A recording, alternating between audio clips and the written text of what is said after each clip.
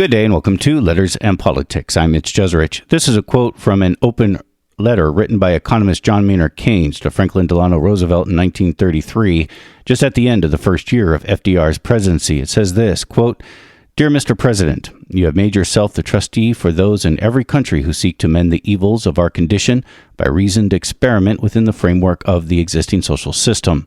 If you fail, rational change will be gravely prejudiced throughout the world, leaving orthodoxy and revolution to fight it out.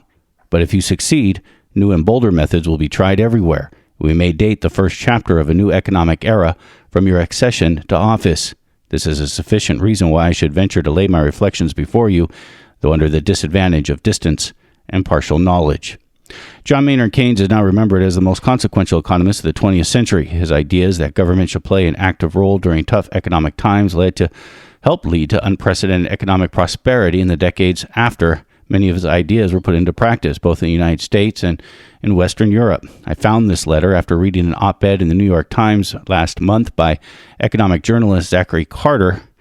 Zachary Carter used the same letter, much longer than what I quoted, to question centrist Democrats today in Congress who are demanding that the spending levels in Joe Biden's, and perhaps you'd also argue Bernie Sanders' Buildback Better plan be reduced. Zachary Carter now joins me over Zoom. Zachary D. Carter is a writer in residence with the Omidyar Network's Reimagining Capitalism initiative. He spent 10 years as a senior reporter at the HuffPost, where he covered economic policy and American politics. He is the author of the book that he's been on this show before to talk about, called The Price of Peace: Money, Democracy, and the Life of John Maynard Keynes. Zachary Carter, it is a great pleasure, sir, to welcome you back to this radio program. Thanks so much for having me. Can you talk to me more about this letter that I just quoted from? Again, it's from John Maynard Keynes, a British economist, to Franklin Delano Roosevelt. I believe it was in December of 1933, so almost in the same period of time that we're talking where we are at this moment with the Joe Biden presidency at the end of his sort of first year in office. Yes, and Roosevelt's first year in office was a little bit shorter than Joe Biden's is because at the time presidents started in March rather than in January. The New Deal was enormously popular when Roosevelt took office. He had campaigned on it. There's a historian named Eric Rauschway has done a lot of recent work emphasizing how deliberate a lot of the economic policy of the New Deal was in the early years. But Roosevelt's advisors were not monolithic. They had different views and opinions about what was going wrong with the economy. Everybody agreed in 1933 the economy was terrible, of course. Unemployment was over 25%.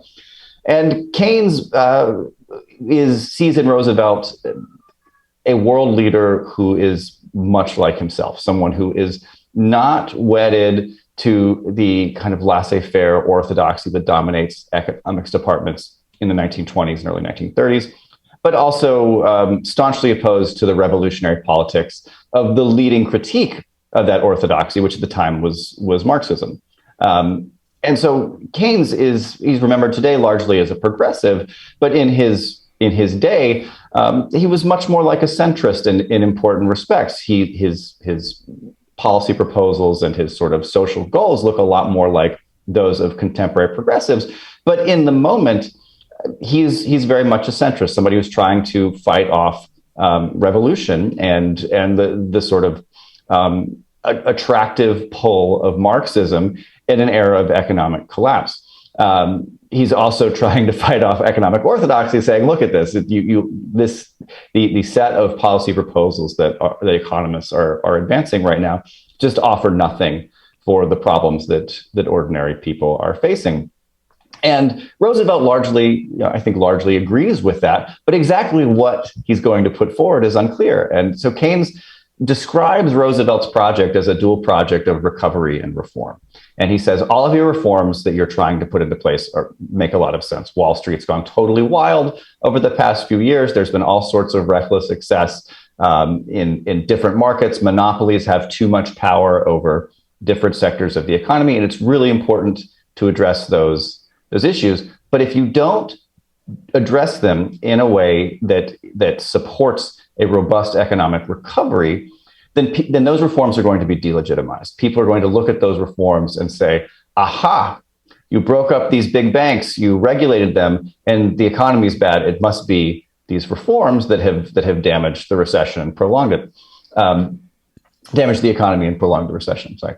And so that's what he says to Roosevelt. He says, you really need to focus here on making sure that this recovery works, because your entire legacy is riding on what happens to the economy over the next few months. And Roosevelt is sort of lukewarm to Keynes. He tells some people that he just thinks Keynes is wonderful, and he tells other people that Keynes is this, confusing, difficult British, mathematician guy, which Roosevelt does for a lot of people. But he ultimately really takes Keynes's advice. The early years of FDR's administration, there isn't a huge focus on deficit spending. He is running deficits, but he's not really trying to. He's not fully converted that this is the right way to fix the economy. He knows that something different has to happen, but he's not totally committed to this idea that Keynes was committed to by 1933, that running large federal budget deficits is essential to an economic recovery. And his advisors disagree on this point. And in 1933, John Maynard Keynes, the sort of high priest of deficit spending in the economic world, hasn't even written his major book on deficit spending, which is the General Theory of Employment, Interest, and Money. That won't come out until 1936. But in this letter to Roosevelt, he publishes it in the New York Times on not Christmas Eve, New Year's Eve of 1933. In this letter, Keynes really lays out, I think, what is to most people the common sense Keynesian economic framework that comes to be dominant over the next 30, 50 years of economic policy. And so Keynes is, I think he's right in that section that you just read, that if Roosevelt succeeds, people will look back to the New Deal as the opening of a new economic era. I think in retrospect, we do see it as the opening of a new economic era.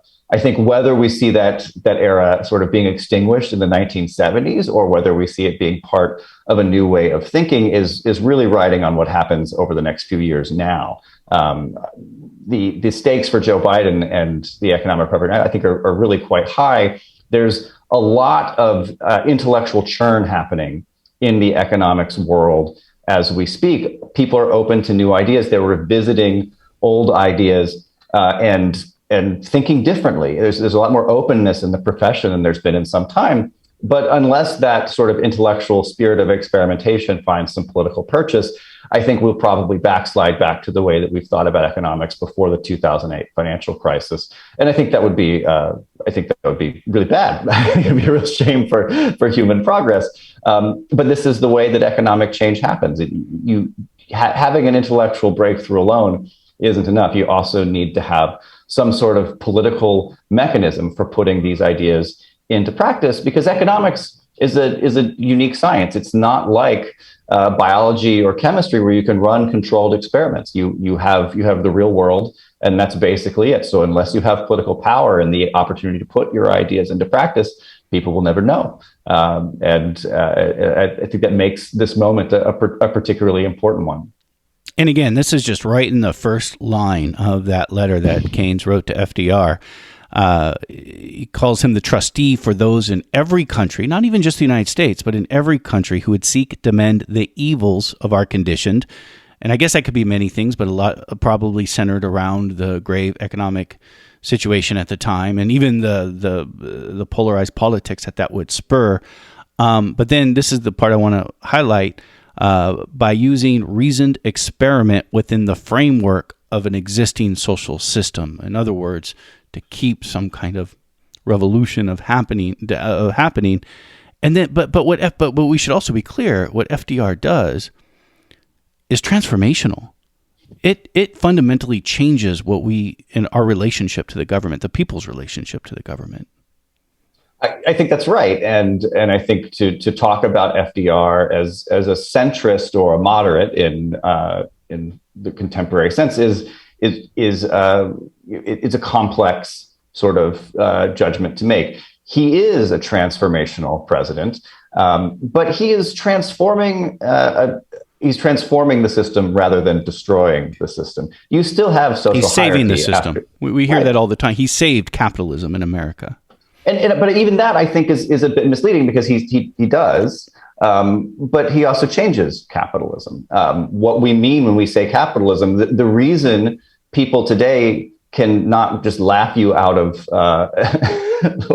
town when you say capitalism has created prosperity is because the New Deal reforms and New Deal style reforms that were made in other countries after the New Deal success resulted in a lot of prosperity for people. I mean, they did not save the world. We've had plenty of problems, and they did not, importantly, result in prosperity for everyone, particularly in the United States. But the idea that capitalism can do something that is, broadly understood as a widely shared social benefit, that is intuitively plausible to us because the New Deal's programs are so successful. I mean, we have the modern state after the New Deal is just a much more expansive enterprise than it is before Roosevelt enters office. I think you can the numbers don't tell the full story here, but if you look at the federal budget as a percentage of the overall economy, it's something like 1 or 2% ahead of the New Deal. After the New Deal, I mean, it's been about 20%. So, with an exception for World War II, and it's about 40%. So you see that the government is just playing a much more active role in the management and operation of the economy. It's doing a lot of the activity that we think of as economic activity. That's a very substantial change. But we still have chief executive officers. We still have shareholders. We still have bond traders. There's still a place called Wall Street where finance happens. There are still banks making loans.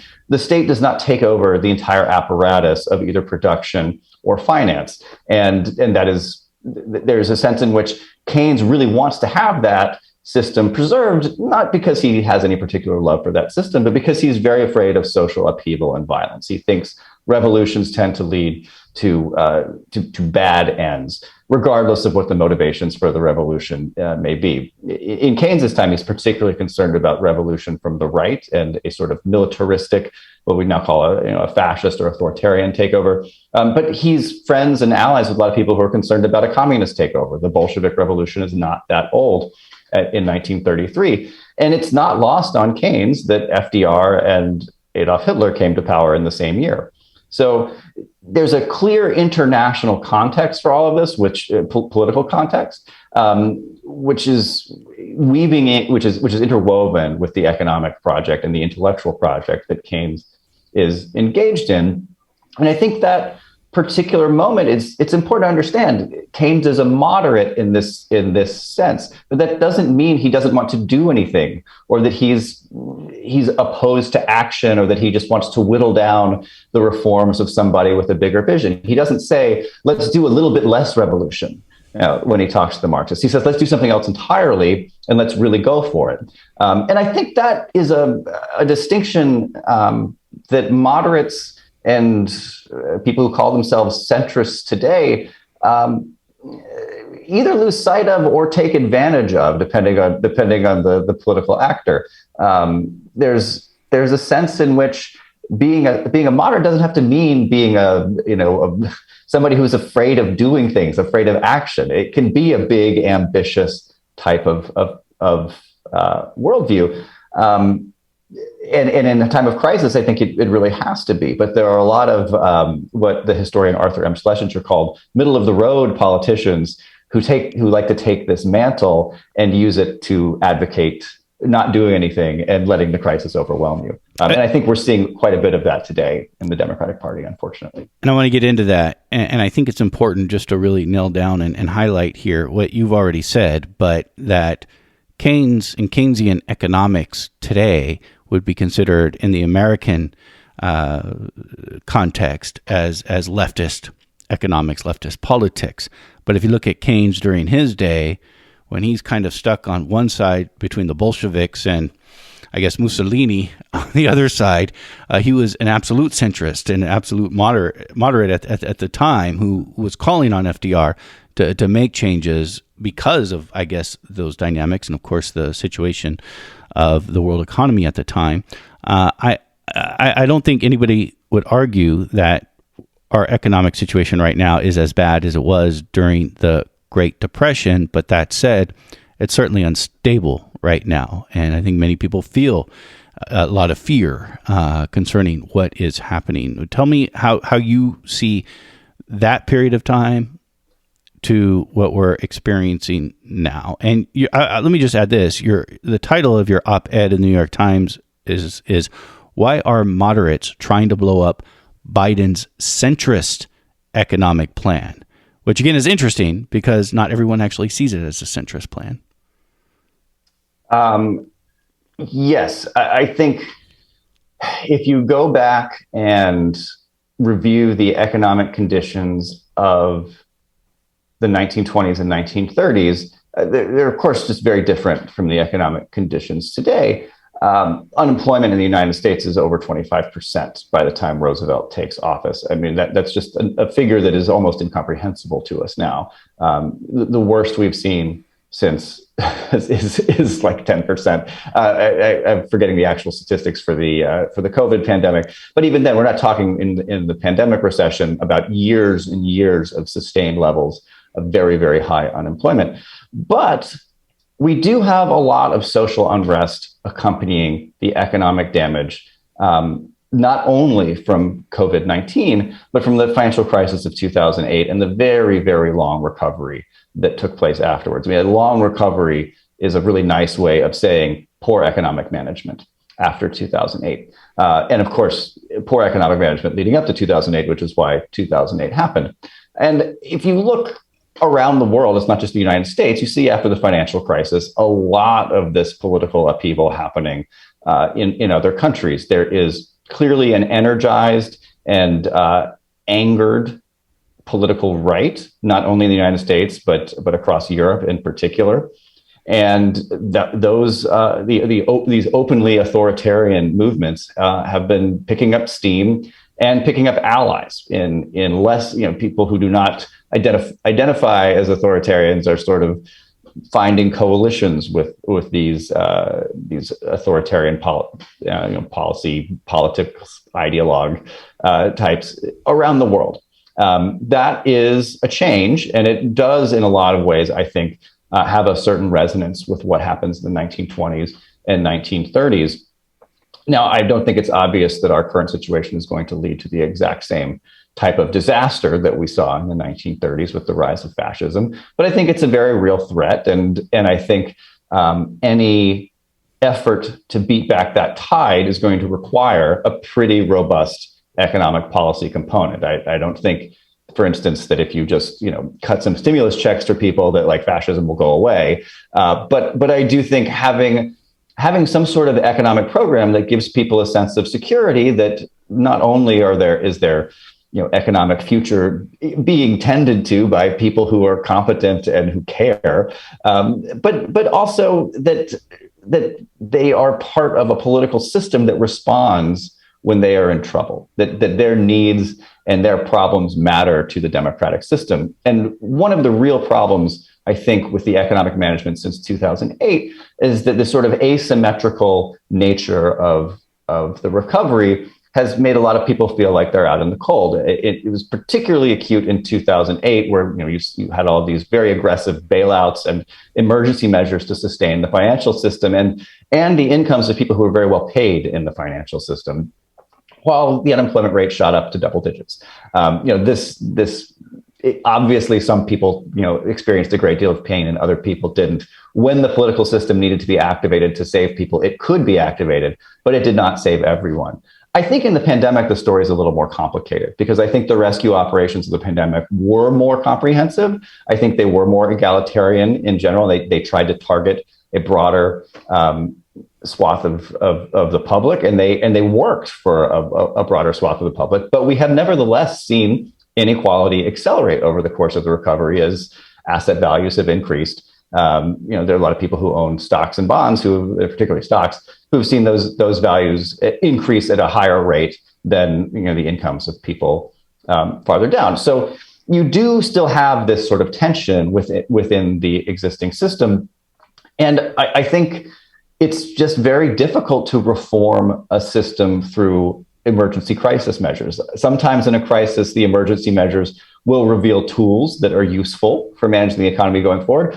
But the decisions that are made over the course of a few weeks or months at the outset of a major disaster like a pandemic are not necessarily the decisions that are going to be best for managing the economy over the next decade or 2 decades, even if they're really appropriate for that particular moment.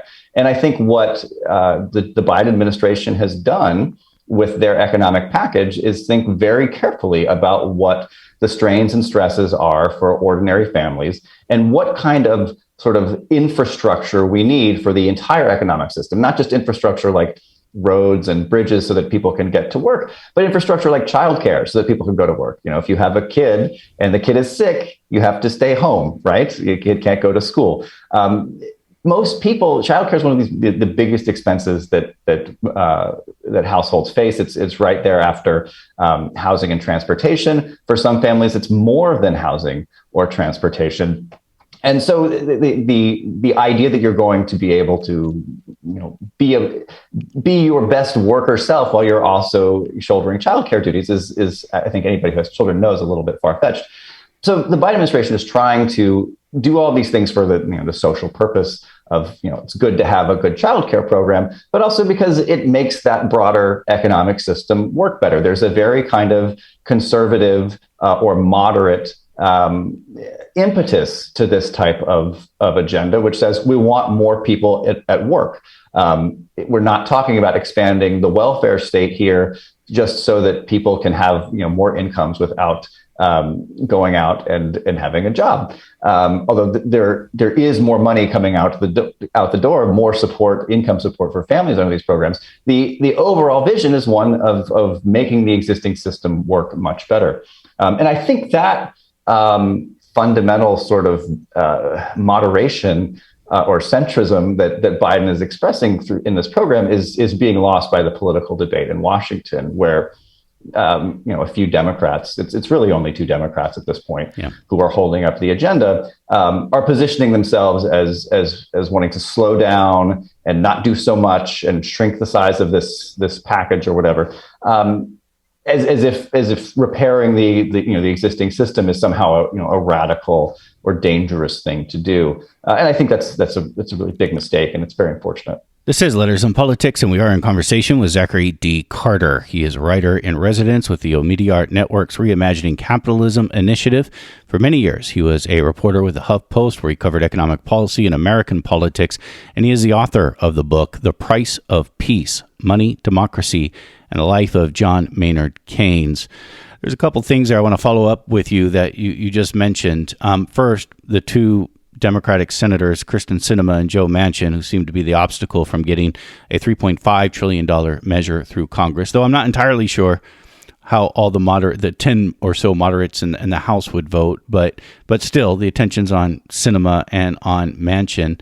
In comparing this to previous decades, including the 1930s, I went back and I looked at the congressional makeup of the 1930s and also of Lyndon Johnson years, especially in 65 when he passed Medicare and when he got Medicare through Congress. And what you find in both of those is that there is a huge Democratic majority in Congress. I think it was like in 34, after the 34 midterm election, the Democrats had more than 200 more members in the House than Republicans did. And if you look at in 65 with LBJ and Medicare, they had over 100 more Democrats than there were Republicans. Here, you have a 50-50 tied Senate. And in the House, Nancy Pelosi can only lose 3 members and still get something through on a straight partisan vote. And so, I mean, part of me thinks, well, isn't this just the reality of what it means to have a divided government when only 1 or 2 members can uphold everything? Like FDR and LBJ never had to deal with that. Yes and no.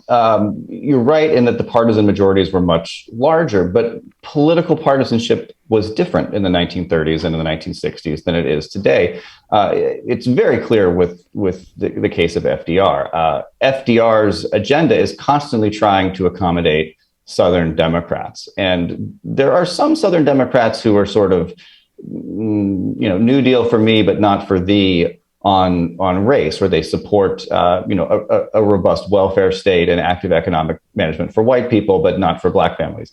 But for the most part, and that gets Southern in there. Democrats, and that becomes a part of, that becomes a part of a lot of the New Deal segregation. It does. Yeah. It's when you talk about the New Deal as a preservation of the existing system. I mean, part of what is preserved under the New Deal is the Southern hierarchy, the Southern race hierarchy. But it also reforms the racial hierarchy in the North quite a bit, which is a long story. But the main point here is Southern Democrats. That populist Southern Democrat is actually fairly rare. What's much more common is just a very conservative Southern Democrat who doesn't support anything that FDR is doing and is brought along, if they're brought along, only out of partisan loyalty to the Democratic Party. So FDR has these large majorities and LBJ has this large majority as well, but it's a party that is divided, where much, if not most of the party is not does not support the agenda that FDR or LBJ are pursuing, and getting them on board is a very delicate thing. Both FDR and LBJ become lauded for their abilities to get these different and this diverse coalition behind their agenda. And I think when you look back and say, oh well, they had these huge majorities, how could they lose? It really masks what a difficult task it was to get this stuff through. And when you look at the New Deal, you can see there are a few years where Roosevelt's got momentum and he can make things happen. And he goes big. He makes big things happen. But pretty steadily, the Southern Democrats and the Republican opposition eventually link up and block the New Deal reforms. So Roosevelt doesn't want to stop reforming the economy in 1938. He wants to keep making changes. In the 1940s, he's talking about an economic bill of rights that includes a job guarantee for every single American, but his own party just won't do it at this point. And of course, there's also World War II. Getting the country committed to that war was not an easy task either. So there are all sorts of other political demands that are happening, but the country was divided. Now, today, you're correct. The reality is Democrats have no margin for error in the Senate. They have a little bit of wiggle room in the House, but the Senate is really where the trouble lies. And I think the 2020 election was really pretty disastrous for the Democratic Party. I think that the day after, and then also after the runoff elections in Georgia, Democrats entered. Democrats knew they were going to have the presidency and the Senate and the House. They're going to control all three chambers of elected government at the federal level. That seems like a win. But the Senate map was really very favorable to Democrats in 2020, and they just didn't deliver. I mean, there were seats in Maine and North Carolina. It's really shocking to me that they weren't able to come across with 53 or 54 seats at the end of this. And if that were the case, then Kyrsten Sinema flying off to Europe unexpectedly in the middle of negotiations, or Joe Manchin going through various theatrical histrionics behind the camera when Chuck Schumer is speaking, all of this sort of theater and bizarre behavior from these two, just it wouldn't be relevant because their votes wouldn't matter. So Biden is constrained by what these people want to do. And I think there's something really troubling about a political system that is set up to allow these two random people this level of power over the entire agenda. The other thing I wanted to follow up with you is when you mentioned childcare. And we're talking about one of the things is the child tax credit, in which families, I think, earning under a certain amount, and I think it's like for a family of, for two parents, it'd be like $150,000 or something like that. We get $300 or so for each child. This is in place now. We got this from a previous bill, but it's going to sunset at the end of the year. There's also, if you think of it holistically, there's also free community college for everyone for the first 2 years, and then couple that with elderly and disabled care, which originally it was put at $400 million, which would have been a huge boon for this kind of thing. And I think it's been negotiated down to $190 million. So that's been cut in half.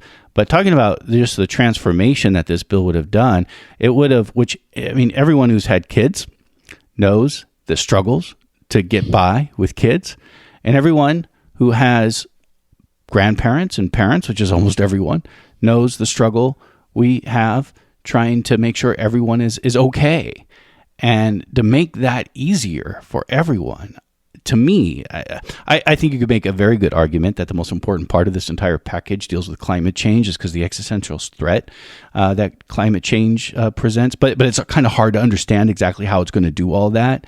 But this is something I think would relate to everyone. This just sort of, to me, this sort of gets in, not only with the elderly care, not only do we have grandparents and parents, one day we're going to need it too. So I don't know. This to me seems one of the more transformative things in there, and we're not sure if it's really going to make it through. In negotiations right now, they're now saying, even Joe Biden saying, the number for this package is probably going to be $2 trillion, around $2 trillion, rather than the $3.5 trillion. And the $3.5 trillion was brought down from what Bernie Sanders originally wanted, with over $6 trillion. They're not sure how they're going to do that. Do you eliminate certain programs, or do you just cut the lifespan of all these from 10 years to 5 years? What are your thoughts about these things? Yes, it's interesting to see the discussion over the size of the bill rather than the focus on what the bill actually does and why. Joe Manchin has been all over the place on what his critiques are. He'll have one critique one week and a different critique the next week. At one point, he said he wanted the administration to pick between a paid leave proposal, a child care proposal, and the child tax credit. Part of the first major economic bill that Biden signed back in I believe it was March that he actually signed the bill, but it's the $1.9 trillion COVID relief bill that included an expansion of the child tax credit, which is paid out on a monthly basis. So people are already seeing that money show up in their bank accounts. These are designed to work together. The reason that you want the paid leave so that when you have a child, you can go home and care for the child. Having to choose between paid leave and a child care tax credit or a child tax credit. I mean, this money is all supposed to work together. And the design is intended to keep people, in particular women, from dropping out of the workforce. That is not only a measure that allows people to have their careers, which is cool if you want to have a career, right? It's an anti-inflation measure. It means that you will not be it'll be the workforce. The supply chains, the production will not be constrained by a lack of workers because people can't afford to go work because they're too busy taking care of their kids, right? It also means that there's some sort of control over the costs of childcare, which are themselves a major source of inflation. If you look at what goes into a family budget, if your childcare costs increase by 10%, that's a much bigger deal than if your food costs increase by 10%, because childcare is just a much bigger part of your budget. So the price of bacon can go up 50%, and it won't really affect most households that much. It will be annoying, but it's a few bucks, right? If the price of your childcare goes up by 10%, you're talking hundreds of dollars a week or a month. I mean, it's a significant hit to your balance sheet. So it's an anti-inflation measure. It's sort of a workforce rebuilding measure. And it's also something that's nice to do because people want to have help with childcare.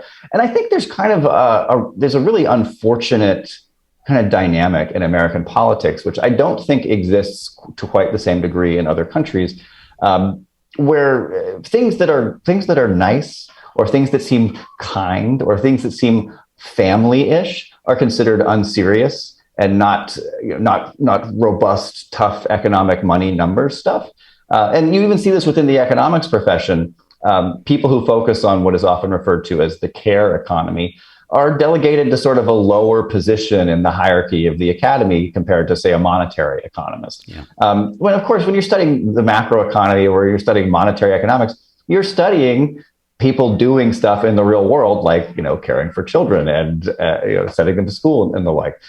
So you can see the moderates targeting the sort of squishy, soft, feminine family stuff, and trying to put on their serious, tough, kind of man hats and say, this is really, we need to be serious and responsible, not do all of this nice stuff for families. And I think that's I think it's just really it's a very troubling way to look at the economy, because it means it takes away, it robs the economy of its substance, and it makes people forget that the economy is just what you do. It's what people do. It is kind of funny. It was kind of funny to hear you say, and I don't mean funny in a ridiculous way, but you sort of hit the nail on the head when you said that you have people who study what people do, and then people who actually do the work themselves, and who makes all the money are the people who opine on what people do. Right. And I don't want to ride this too hard, because I make money. Well, that's what you do. Yeah, I know. Yes, I know. So do I.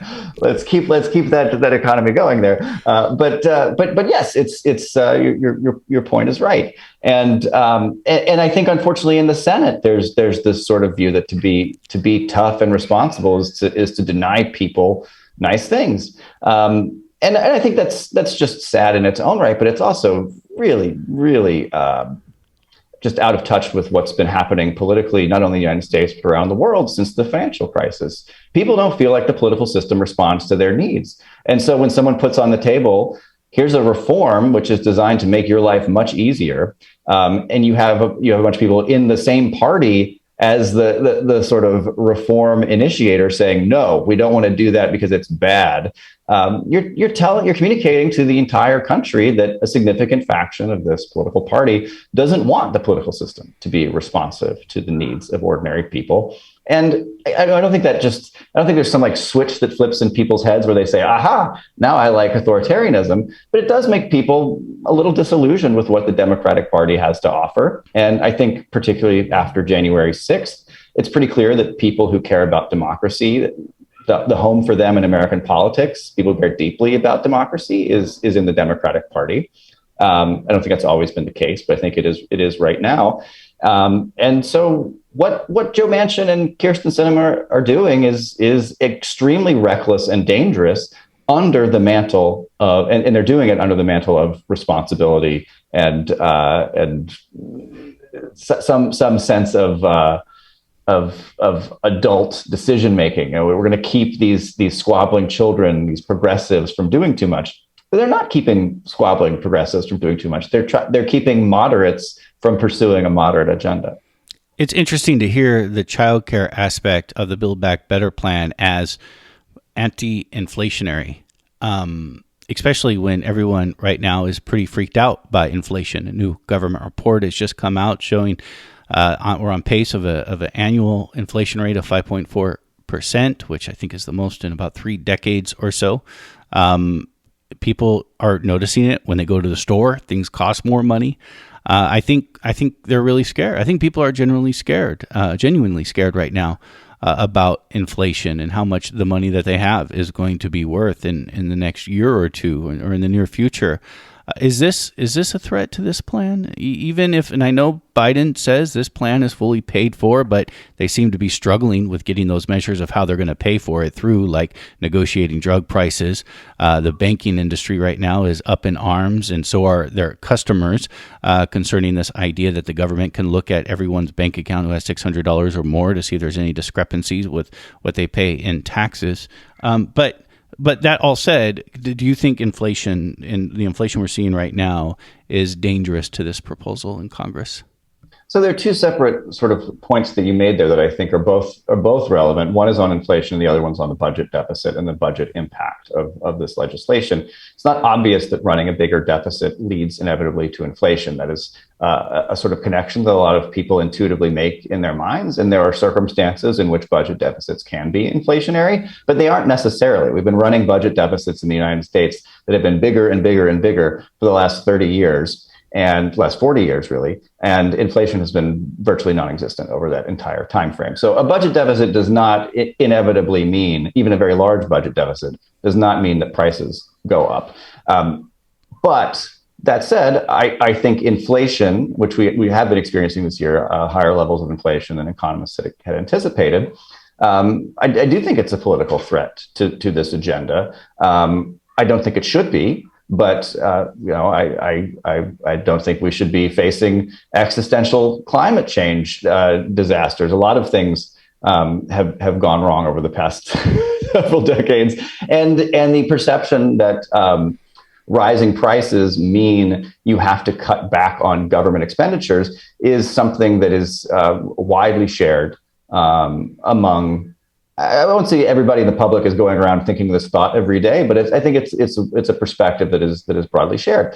If you look at what is driving the inflation lately, it's clearly connected to the reopening and the pandemic. We have all sorts of supply chain bottlenecks, and I think it's kind of unfortunate that early on in the sort of people did expect inflation to pick up a little bit, and they said it would be transitory. Most of the experts who looked at this were talking about it as a sort of temporary thing. It's not like real inflation, which is this deep mismatch between supply and demand in the economy, or if you're a monetarist, too much a money supply that's gotten too expansive. It's about the supply chains. We don't have enough stuff. We can't make enough stuff because everything got shut down during the pandemic. And so as the economy comes back online, there are going to be some fits and starts where supply is too low because we just can't make the things. But eventually that's going to clear. And what we've seen is that actually the supply chain problems have gotten worse, and they have expanded outside of initial sectors like used cars and semiconductors to all kinds of stuff. And you've seen now the Biden administration is now talking about issues at the port of Los Angeles, where we just don't have enough shipping containers. You know, when you look at the back of a big 18-wheeler truck, that huge thing that's on the back of the truck, those are shipping containers that get shipped across, shipping containers like that get shipped across the ocean carrying all sorts of stuff, whether it's, chairs, stuffed animals for children, iPhones, whatever, meat. If you don't have the containers, then you can't ship the stuff. And there are just huge backlogs at these ports all over the world that are actually getting worse as demand picks up in the economy. Problems that existed during the pandemic are exacerbated because the stress being put on these shipping operations is so much higher. So you're seeing a sort of spread of these supply chain problems. And while that doesn't necessarily count as the kind of inflation that economists typically worried about, it certainly counts for you if you're going out and buying things and paying higher prices and seeing your paycheck eroded. If you look at wage growth and price growth, we've seen some pretty rapid wage growth this year, some of the fastest we've seen in a long time, particularly in certain sectors of the economy, like retail and restaurant work, where wages are up really quite a bit. But overall, the price of goods has outpaced the increases in the price of goods has outpaced the increases in people's paychecks. So people are starting to feel a pinch from inflation, and if Biden cannot pass a bill to give people some economic relief, then people are going to look at the administration and say, you haven't done anything for me. You think not passing purchasing power? You think not passing the Buildback Better measure would even compound the problem? Yeah, I think the Buildback Better Act has a bunch of stuff in it that's designed to deal with some of these problems. I mean, I think the childcare thing is an example of an anti-inflationary program, but certainly, prescription drug regulation, the idea that Medicare is going to negotiate with prescription drug companies to lower the price of prescription drugs.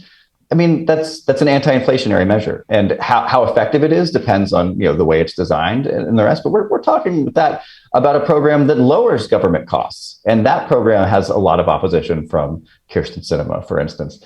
So when Sinema, she's been very difficult to pin down on anything, but when she waves to the cost of the bill being out of control, she's simultaneously working to undermine things that lower the overall cost of the bill. And I'm kind of on the fence about whether it was a political mistake or a political boon for Biden to insist that he was going to pay for all of this stuff dollar for dollar. I don't think it would be a huge problem for the government right now if we ran a $3.5 trillion deficit. That would be fine, or in addition to what we've already done. There's just not a whole lot of serious risk I see from that kind of that kind of debit on the national account. But politically, people get nervous about that. So maybe it's useful to say we're going to pay for it. And there are a lot of good reforms you can implement when you do that. Tax increases are a good way to deal with accelerating inequality. If you look at the if you look at the recovery and say, well, people have made too much money from financial assets, well, maybe you should raise taxes on financial assets. That's just one idea. So I think for Biden, it was a way to do multiple sets of reforms at the same time and maybe guide the political path a little bit. But it may have ended up boxing him in to a point where he's not able to pursue the agenda he wants to pursue because people are insisting on paying for it by his own sort of program, and then they don't want to raise the revenues that are necessary to pay for it. We will see. I mean, I am yet to see a really coherent critique from either Sinema or Manchin. They have said things that are contradictory, things that just flat out don't make sense, and they have a different set of problems every week. I suspect it's other things. I suspect it's other things than what they're saying. I think Joe Manchin is very wedded to coal. He's from West Virginia, worried about the climate change and combating climate change stuff is in here. He wants natural gas to be subsidized as renewable energy would be. And I think Kyrsten Sinema is very much wedded to the health industry that is very concerned about Medicare covering dental insurance because Medicare will probably pay less than what private insurance does. The negotiating with over drugs. And again, then there's the banking industry, which almost everyone is beholden to, who is against this proposal of allowing the government to recoup. The government's proposal in order to pay for this is to recoup unpaid taxes. And the way they want to be able to do that is to be able to look into people's bank accounts and see if there's discrepancy from what people are reporting to the IRS and what they have in the bank. I mean, I suspect that's why. I'm interested what you have to say. We only have a couple minutes left, so forgive me. But I suspect that's why we're not getting very coherent statements from them why they oppose this. Because, of course, you just can't come out and say, I'm doing this for pharma. I'm corrupt. That's why I'm doing this. Well, look, historically, you're correct that that Sinema is close to both banking and pharma, and Manchin is very close to the coal industry. I suppose the way I want to respond to this here is that business interests often don't have their own self-interest at heart when they are lobbying. They often lobby to preserve the status quo because that's what they know, and that's what they know how to manipulate. In the 1930s and the 1940s, when Franklin Delano Roosevelt was implementing the New Deal, profits for corporations went way, way up. Profits for banks went way, way up. Salaries for executives went way, way up. The New Deal was great for American business. And in fact, that drew a lot of criticism from the left. So, the sort of Marxist revolutionary left said, look at all of these CEOs that Franklin Delano Roosevelt is subsidizing. But the CEOs hated it. They hated the whole program. They wanted to stop it entirely. They thought it sort of downgraded their social status. They thought the state regulating their companies was both frustrating and infuriating, but also maybe a dangerous sort of concentration of federal power.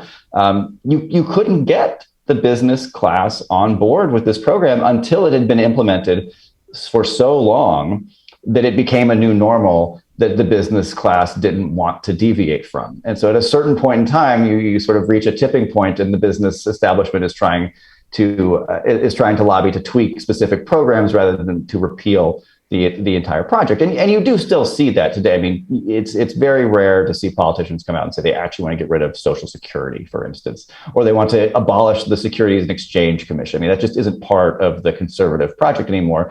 They're worried about specific rules that the SEC puts forward and things like that. So I raise that point just to say that while there is a lot of business opposition to this stuff, if Biden gets it through and the economy does very well, business is going to do great. And this will be, these will be boom times for the entire American economy. And there'll be boom times for pharmaceutical companies, even if they end up, having to charge less for life-saving drugs. There will be more people who can afford those drugs at lower prices. So I think we will have. I think we have a very frustrating situation here where a lot of bad economic decisions are being made for reasons that don't seem particularly economic. You look at the critiques from Sinema and Manchin; they're not generally citing anything like economic or a policy rationale. It's sort of the optics and the public perception of being somebody who stands up to the president that seems to matter to them most.